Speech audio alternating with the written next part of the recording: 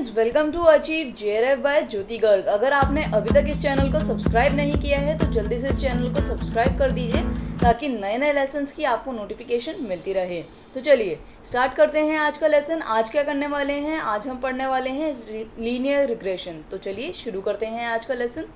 और मेरा इसके अलावा एक टेलीग्राम चैनल भी है, अगर आप वो ज्वाइन करते हैं तो वहाँ पे मैं आपको डेली क्विज़ेस प्रोवाइड करती हूँ, डेली पीडीएफ्स दी जाती हैं वहाँ पे आपको, और साथ ही साथ डिस्कशन फॉर्म है वहाँ पे, यानी कि हम ढेर सारे डिस्कशन कर सकते हैं। जितने भी आपके डाउट्स हैं वहाँ पे मैं आपको फेस टू फेस क्लियर कर सकती हूँ।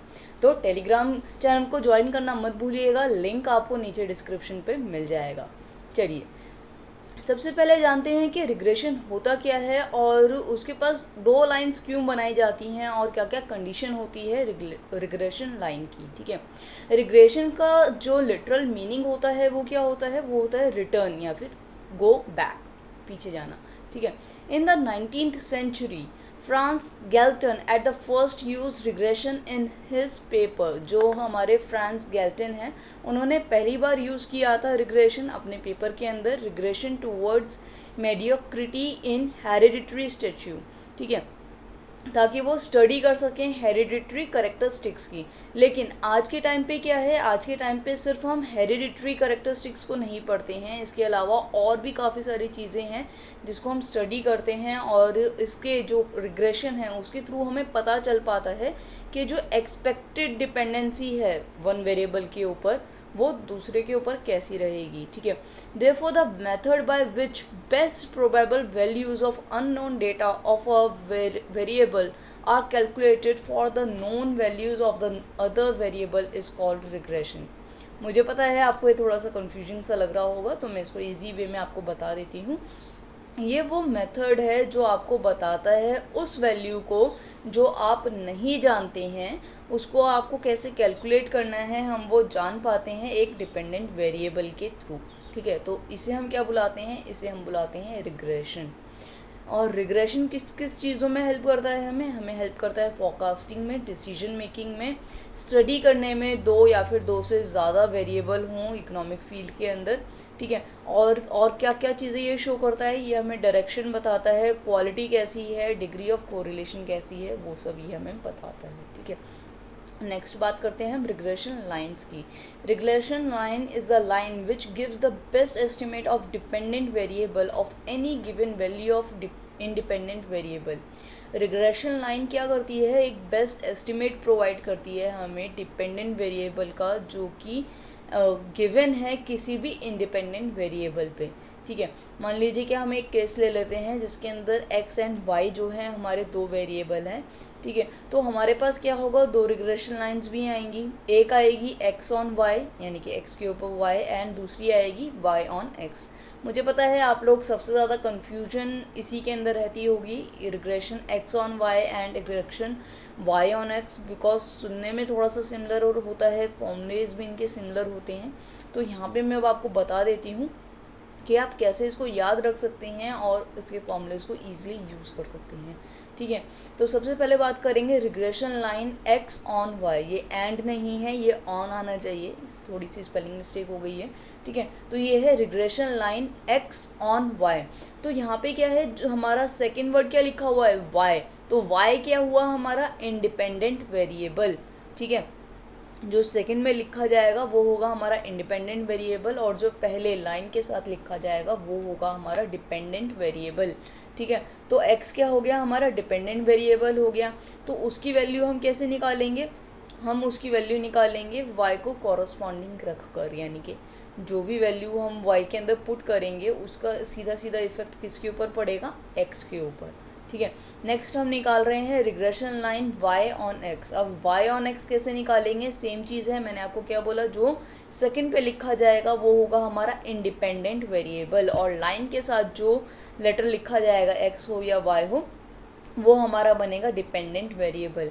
ठीक है, अब इसकी वैल्यू कैसे एक्सपेक्ट कर सकते हैं? इक्विवेलेंट रख के y को x के साथ। ठीक है, चलिए नेक्स्ट आगे बढ़ते हैं।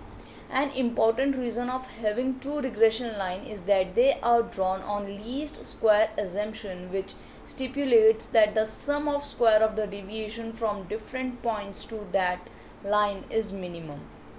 अब वो क्या कह रहे हैं कि बहुत इम्पोर्टेंट रीज़न क्या है इन दो लाइंस के होने का, वो ये है कि जब हम इनको बनाते हैं तो वो क्या बनता है, लीस्ट स्क्वायर का एक एजम्पशन बनता है, जिसके अंदर जब हम सम करते हैं सारे स्क्वायर्स ऑफ डेविएशन को, वो जो डिफरेंट डिफरेंट पॉइंट्स पे आ रहे होते हैं लाइन की, जब हम उसको सम करते हैं तो वो मिनिमम बनता है, सबसे छोटा बनता है, ठीक है। The deviation from the point from the line of best fit can be measured in 2 ways. अभी जो डेविएशन पॉइंट हमें निकालना है, ठीक है, उसको हम 2 तरीक़ों से निकाल सकते हैं। एक वर्टिकल फॉर्म में, यानी कि पैरेलल हो जाए वो y के पैरेलल कैसे होगा, y एक्सिस हमारी ऐसे होती है ना, तो यहाँ पे हम ड्रॉ करेंगे तो वो क्या हो जाएगा, y के पैरेलल हो जाएगा, तो इसे हम बोलेंगे vertical form. Now horizontal form कैसे है कि ये हमारी x एक्सिस होती है, x एक्सिस ये हो गई, उसके यहाँ पे ऐसे ड्रॉ कर देंगे तो वो हमारी हो जाएगी हॉरिजॉन्टल एक्सिस में, ठीक है, parallel to x axis. For minimising the total of the square separately it is essential to have 2 regression lines. अगर हमें मिनिमाइज करना है टोटल स्क्वायर्स का तो हमें ज़रूरी है 2 रिग्रेशन लाइन्स का होना। अब हम सिंगल लाइन ऑफ रिग्रेशन कब यूज़ करते हैं, जब हमारे पास परफेक्टली पॉजिटिव या फिर परफेक्टली नेगेटिव कोरिलेशन क्या होता है, गिवन होता है, जिसकी वैल्यू क्या होती है प्लस और -1 के बीच में रहती है, ठीक है। The regression line will coincide or overlap and will form a single regression line in that case। तो उस केस के अंदर क्या होगा कि जो एक लाइन होगी या तो वो उसको ओवरलैप कर देगी या फिर उसी के अंदर मिल जाएगी, ठीक है, तो एक सिंगल रिग्रेशन लाइन आपको देखने को मिलेगी वहाँ पे। नेक्स्ट क्वेश्चन क्या है, नेक्स्ट क्वेश्चन है कि रिग्रेशन और कोरिलेशन के अंदर डिफरेंस क्या होता है, ठीक है। तो सबसे पहले हम इसकी रिलेशनशिप की बात कर रहे हैं, तो जो कोरिलेशन है वो हमें क्या बताता है, वो बताता है एवरेज रिलेशनशिप बिटवीन 2 और मोर वेरिएबल्स। वेयरएज जो रिग्रेशन है वो क्या बताता है, रिग्रेशन हमें बताता है अननोन वेरिएबल किसकी हेल्प से, नोन वेरिएबल की हेल्प से, ठीक है। तो हम अननोन वेरिएबल को यहाँ पे एस्टिमेट कर सकते हैं। नेक्स्ट कॉज और इफेक्ट क्या है, unable to tell which series in the cause and which is the effect. अब इसके अंदर क्या होता है, हमें बहुत प्रॉब्लम होती है ये जानने में कि क्या हमारा कॉज है और क्या हमारा इफ़ेक्ट है। चाहे हमें पता हो कि डिग्री ऑफ कोरिलेशन बहुत हाई है, उसके बाद भी हम नहीं बता सकते कि कॉज क्या है, इफ़ेक्ट क्या है। जबकि रिग्रेशन के अंदर क्या होता है, जो इंडिपेंडेंट वेरिएबल होता है वो हमारा क्या होता है, कॉज, जिसकी वजह से कुछ हो रहा है, और डिपेंडेंट वेरिएबल क्या होता है, इफ़ेक्ट, यानी कि जो रिज़ल्ट हमारा आ रहा है वो इफ़ेक्ट, ठीक है। जैसे कि हमारा कोरोना क्या है, हमारा कोरोना जो है वो कॉज है, ठीक है, किसका, लोगों के मरने का, तो इफ़ेक्ट क्या देखने को मिल रहा है, लोगों की मौत, ठीक है। नेक्स्ट क्या है, change in scale, unaffected by the change of origin and scale, यानी कि जब भी हमारा स्केल चेंज होगा ओरिजिन का तो इसके ऊपर कोई इफ़ेक्ट नहीं पड़ेगा। लेकिन अगर हम रिग्रेशन की बात करें तो अगर हमारा स्केल चेंज होता है तो क्या होगा, रिग्रेशन कोफिशिएंट को इफ़ेक्ट पड़ेगा, ठीक है। एप्लीकेशन क्या है, इसकी लिमिटेड एप्लीकेशन है कोरिलेशन की, और रिग्रेशन की क्या है, वाइडर एप्लीकेशन है, ठीक है। चलिए नेक्स्ट क्वेश्चन की तरफ बढ़ते हैं। नेक्स्ट क्वेश्चन है कि रिग्रेशन इक्वेशंस को हम ड्राइव कैसे करते हैं, ठीक है। तो हम अलजेब्रिक एक्सप्रेशन बता रहे हैं रिग्रेशन लाइंस की, जिसे हम रिग्रेशन इक्वेशंस बोलते हैं, ठीक है। सबसे पहले हम बात करेंगे x on y and y on x, दोनों की ही हम साथ साथ बात कर रहे हैं क्योंकि दोनों के फॉर्मूलाज में ज़्यादा डिफरेंस नहीं है। डिफरेंस सिर्फ इतना ही है कि जहाँ पे x है x ऑन y के अंदर, वहाँ पे y है y ऑन x के अंदर, ठीक है। फॉर्मूलेज दोनों के सेम हैं, बस इंटरचेंज हो रहा है x on y and y on x के अंदर, तो आपको बस इतना सा ही ध्यान रखना है, ठीक है। और जो x बार है, x बार का मतलब है mean of x series, y बार का मतलब है मीन ऑफ y सीरीज़, ठीक है। bxy क्या है, bxy है हमारा regression coefficient x on y, by(x) का क्या मतलब है, regression coefficient y on x। अब आप बोलोगे मैम ये निकालते कैसे हैं, ये तो बताया नहीं आपने, सीधा इक्वेशन बता दिया। तो थोड़ा सा सब्र रखिए, वो भी बता रही हूँ। नेक्स्ट स्लाइड के अंदर हम वही जानेंगे कि रिग्रेशन कोफिशिएंट हम कैसे निकाल सकते हैं, ठीक है।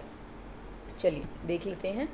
अब हम निकाल रहे हैं रिग्रेशन कोफिशिएंट। सबसे पहले निकालेंगे x on y then y on x। तो डायरेक्ट ये दो मेथड्स के थ्रू निकाला जा सकता है, direct method and shortcut method.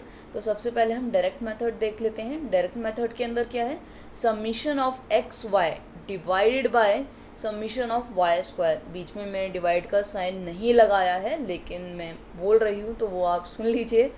और सेम मेथड उसी के अंदर भी यूज़ होगा वाई ऑन एक्स के अंदर, ठीक है। लेकिन डिफरेंस क्या है, इसके अंदर जब हम डिवाइड करेंगे तो summation of x square divide होगा, ठीक है। इसी तरीके से हम एक और तरीके से निकाल सकते हैं स्टैंडर्ड डिविएशन के थ्रू, यानी कि correlation standard deviation of X divided by standard deviation of Y. Same way में जब हमें वाई ऑन एक्स में निकालना है, बी वाई एक्स को कैसे निकालेंगे, correlation standard deviation of X divided by standard deviation of X, standard deviation of Y divided by standard deviation of X, ठीक है। शॉर्टकट मेथड भी इनफैक्ट सेम ही है, दोनों में कोई डिफरेंस नहीं है, बस नीचे जो हमें डिवाइड करना है उसके अंदर थोड़ा सा डिफरेंस है। क्या डिफरेंस है कि उसके अंदर हमें D square Y minus D Y square लेना है, ठीक है। और वाई ऑन एक्स के अंदर N summation of D square X minus summation of D X square लेना है, ठीक है। सेम वही है कि y की जगह x आ जाएगा, x की जगह y आ जाएगा। dx कैसे निकालते हैं, dx निकालने का सिंपल सा फॉर्मूला है x माइनस एज्यूम्ड मीन, ठीक है। dy कैसे निकालेंगे, y minus assumed mean, okay. तो मेरे ख्याल से ये आपको समझ में आ गया होगा। चलिए नेक्स्ट क्वेश्चन की तरफ बढ़ते हैं फिर हम। नेक्स्ट क्वेश्चन क्या कह रहा है, नेक्स्ट क्वेश्चन है हमारा, give the interpretation of regression coefficient, how correlation is calculated from regression coefficient। तो वो पूछ रहे हैं कि इंटरप्रिटेशन क्या है रिग्रेशन कोफिशिएंट का और किस तरीके से हम रिग्रेशन कोफिशिएंट को कैलकुलेट कर सकते हैं। तो देखिए इंटरप्रिटेशन ये है कि जब हमारे दोनों ही कोफिशिएंट्स जो हैं पॉजिटिव हैं कोरिलेशन के, तो कोरिलेशन का जो कोफिशिएंट होगा वो भी पॉजिटिव ही आएगा, ठीक है। और अगर कोफिशिएंट जो है उनके नेगेटिव है तो कोफिशिएंट ऑफ कोरिलेशन भी क्या होगा, नेगेटिव ही होगा, ठीक है। रिग्रेशन का अगर नेगेटिव है तो कोरिलेशन का भी नेगेटिव होगा, और अगर पॉजिटिव है तो कोरिलेशन का भी पॉजिटिव होगा। अगर both the regression coefficient will have the same sign, या फिर क्या होगा, जो रिग्रेशन कोफिशिएंट है दोनों का क्या होगा, सेम साइन होगा, या तो दोनों प्लस होंगे या फिर दोनों माइनस होंगे।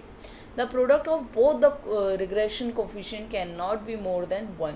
जो दोनों का प्रोडक्ट होगा, प्रोडक्ट यानी कि जब आप दोनों रिग्रेशन कोफिशिएंट को मल्टीप्लाई करोगे तो क्या होगा, वो ज़्यादा नहीं हो सकता है 1 से, ठीक है। ये वेज हैं हमारे जो इंटरप्रिटेशन आती है रिग्रेशन कोफिशिएंट की।